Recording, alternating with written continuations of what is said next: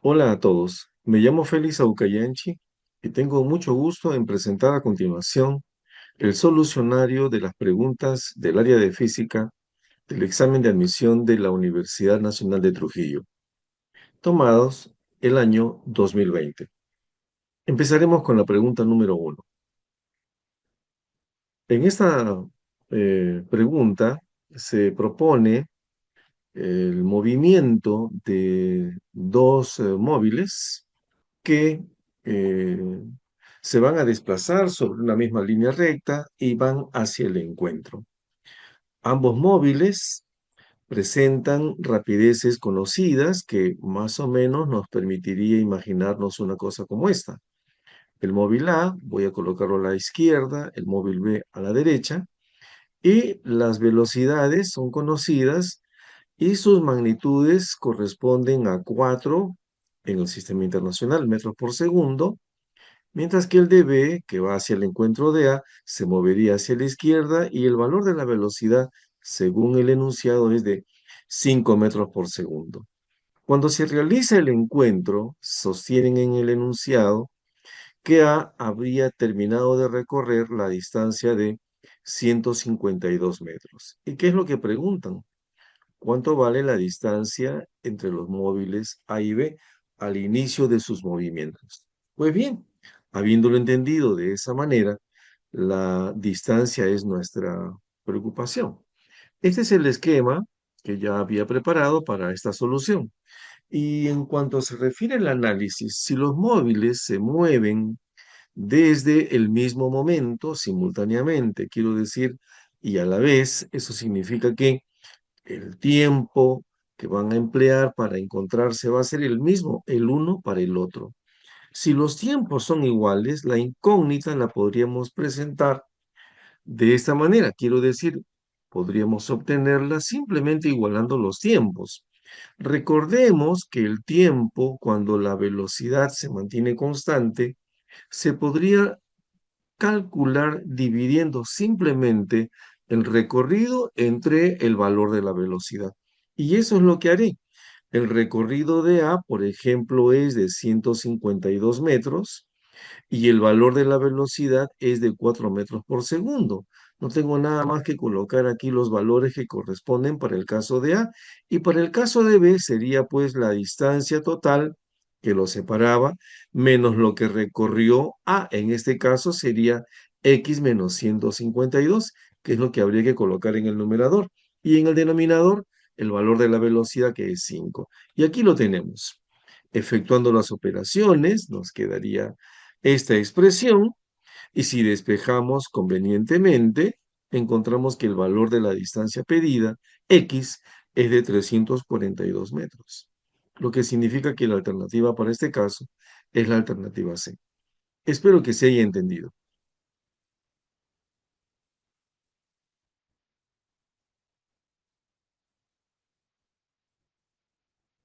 A continuación presentaré la solución del problema número 2 del área de física del examen de la Universidad Nacional de Trujillo tomado el año 2020. Esta pregunta está referida al tema de trabajo. Se trata de movilizar a una partícula de masa m con una fuerza de valor constante y aplicada siempre de manera tangencial a la trayectoria descrita, que a propósito es una circunferencia de radio R, digamos R conocido. Y si se trata de calcular el trabajo, la pregunta es, ¿cuánto trabajo se habría realizado? Hay una información respecto de la velocidad instantánea que nos podría distraer. En realidad, la velocidad no es constante.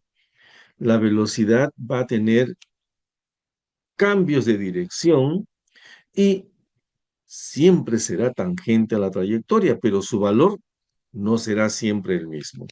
Así que no nos distraeremos con este dato de la velocidad, solamente nos deberíamos concentrar en el valor de la fuerza, en el valor que tiene la medida del radio, vale decir, cuánto vale el radio y cuánto es el recorrido. Pues bien, para plantear nuestro problema y calcular el trabajo realizado desde A hasta B, me apoyaré de manera rigurosa en la fórmula original del trabajo. Sé que esto no tiene por qué saberlo un postulante, sin embargo, me permite argumentarlo. ¿Por qué? Porque así la fórmula a la que yo llegaré será la que el alumno seguramente conoce. Si esta es una integral, mírala como una sumatoria. Si el valor de la fuerza por dato del problema se mantiene constante, yo podría colocar así la integral. El valor de la fuerza, luego la integral, a continuación el desplazamiento, que es muy pequeñito, es un diferencial de desplazamiento, aquí está, y el ángulo que forma la fuerza con ese desplazamiento, pues prácticamente sería nulo, sería cero. Y si el ángulo es cero, yo debería colocar aquí coseno de cero. Y el coseno de cero, pues es 1. O sea, nos estaría quedando la fuerza por la integral del recorrido, vale decir, simplemente cuánto mide la longitud de la trayectoria comprendida entre A y B. Yo le llamaré S. Entonces, este resultado sería F multiplicado por S. Claro, desde A hasta B, que es la fórmula que viene a continuación. Como en realidad esto ha servido solo para presentarte de dónde proviene la fórmula, si tú ya la conocías, simplemente la aplicarás como te la enseñaron. La multiplicación del valor de la fuerza, tangente, por el recorrido, cuando la fuerza se mantiene constante en módulo, simplemente se consigue el trabajo haciendo esa multiplicación. El valor de la fuerza por el recorrido. Y a propósito del recorrido, el recorrido no es otra cosa que la longitud de la trayectoria. Y en este caso es la mitad de la longitud de toda la circunferencia. Como la longitud de la circunferencia viene dada por esta expresión, 2pi por r, salta a la vista que yo puedo hacer esta simplificación, de manera que me quedaría este producto. Por lo tanto, si yo simplemente me limito a ordenar los términos, me quedaría así. Y esta respuesta la encontramos en la alternativa. Espero que se haya entendido.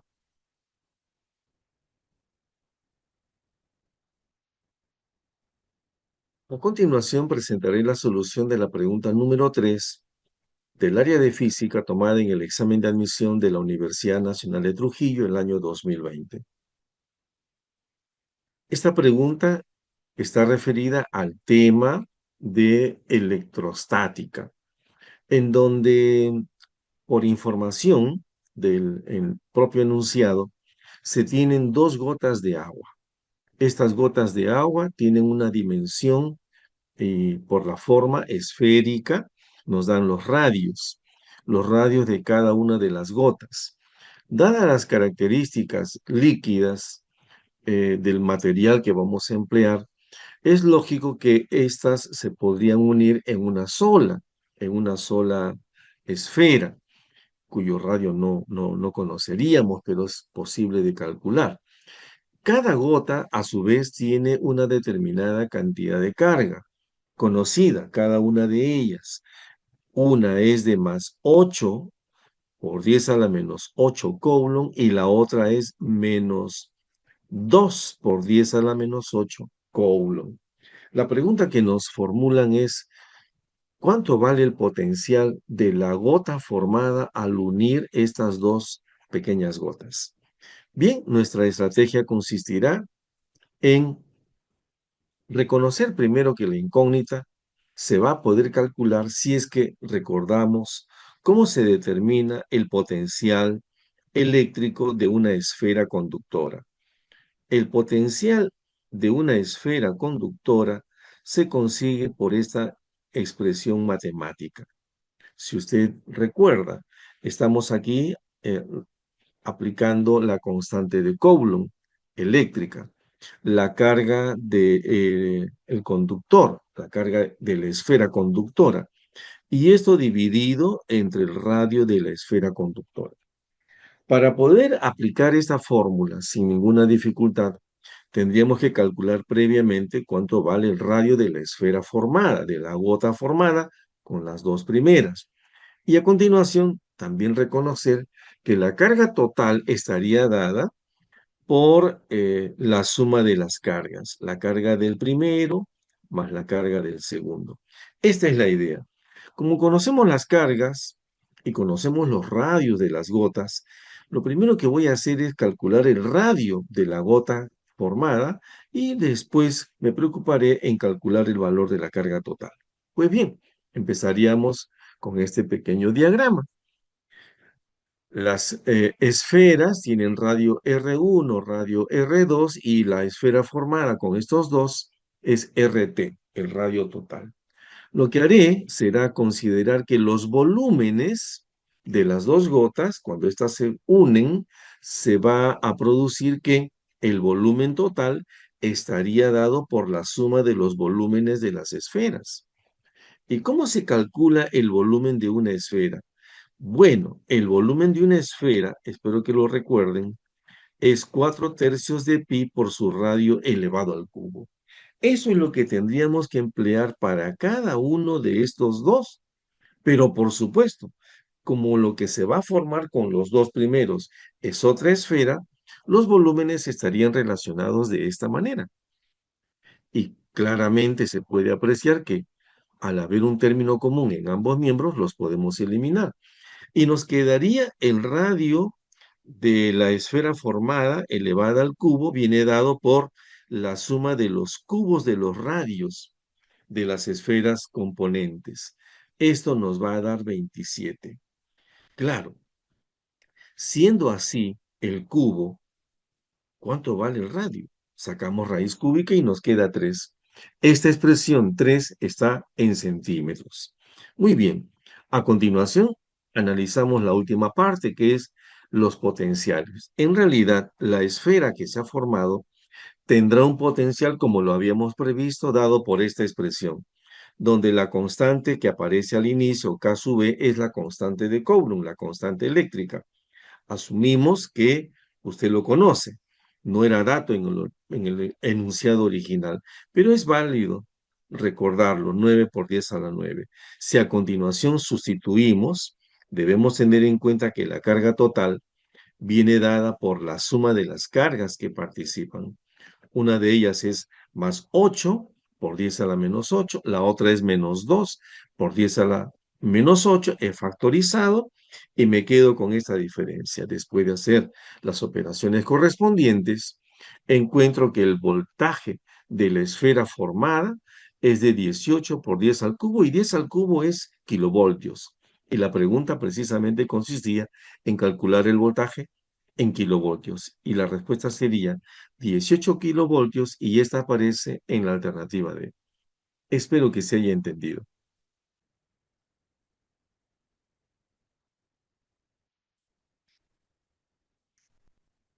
A continuación, presentaré la solución de la pregunta número 4 del área de física del examen de admisión de la Universidad Nacional de Trujillo, tomada el año 2020. Esta pregunta tiene que ver con el tema de electromagnetismo, donde dos campos eléctricos que se presentan de modo simultáneo en una misma región de espacio van a afectar cada uno de ellos a una carga móvil, una carga que se introduce, invade, atraviesa ambos campos. Muy bien, por hacer eso, por hacer este ingreso, la carga se va a ver afectada por cada uno de los campos, los que van a producir de manera independiente fuerzas eléctricas. Y la pregunta es precisamente determinar a qué es igual la fuerza total que se ejerce sobre esta carga móvil invasora. Muy bien, lo que haré será presentar primero a la fuerza magnética, que la puedo calcular por medio de la fórmula de eh, electromagnetismo. Esta es una formulita deducida de la ley de Biot y Savart. donde Q minúscula representa la carga eléctrica, me estoy refiriendo a este término, y luego la velocidad de esta carga móvil se debe multiplicar vectorialmente por el campo magnético presente. Ajá. Estos son datos, por supuesto, que ahora los presentaré, pero me preocupa la parte de la comprensión de cómo es esta fuerza magnética. Utilizando la regla de la mano derecha, la fuerza magnética que afecta a la carga móvil cuando ésta es positiva, viene dado así. El dedo pulgar indicará la dirección de la fuerza. Cuando la mano extendida indicará la dirección de la velocidad. Y cuando usted cierra la mano cerrando los dedos en esta forma, dirigiéndose los dedos en busca de la dirección del campo magnético B, entonces la regla dice que al hacer este giro, la fuerza tiene la dirección dada por el dedo pulgar. Muy bien. Si esto está comprendido y recordado por ustedes, entonces me permitiré a continuación presentarte los datos. La carga es negativa, en este caso menos 2 por 10 a la menos 19, todo está en el sistema internacional. La velocidad es conocida, 3i más 2j menos k por 10 a la sexta metros por segundo, mientras que el campo magnético es 2i más 2j más k teslas. Habiendo presentado todo en el sistema internacional, pues simplemente me limitaré a efectuar mi multiplicación. Cuando voy a multiplicar carga por velocidad, debo tener en cuenta que las potencias de 10 quedarían así. 10 a la menos 19 por 10 a la sexta, seguramente que esto me va a dar 10 a la menos 13, que es lo que yo presentaré a continuación. Menos 2 por 10 a la menos 13 es el resultado de esta operación con los coeficientes. Pero este determinante es el que se produce cuando multiplicamos vectorialmente. La organización de los vectores que vamos a multiplicar se hace por medio de este determinante, y al operar el determinante encontramos que luego de multiplicarla por la carga negativa de menos 2, la fuerza magnética presenta esta expresión. Esta expresión tiene afuera un coeficiente de 10 a la menos 13, que ya lo estamos viendo en las alternativas. Así hemos calculado la fuerza expresada en el sistema internacional, Newton. Muy bien. ¿Y qué hay de la fuerza eléctrica? La fuerza eléctrica que ejerce un campo eléctrico a una carga, esté o no en movimiento, viene dada por esta expresión.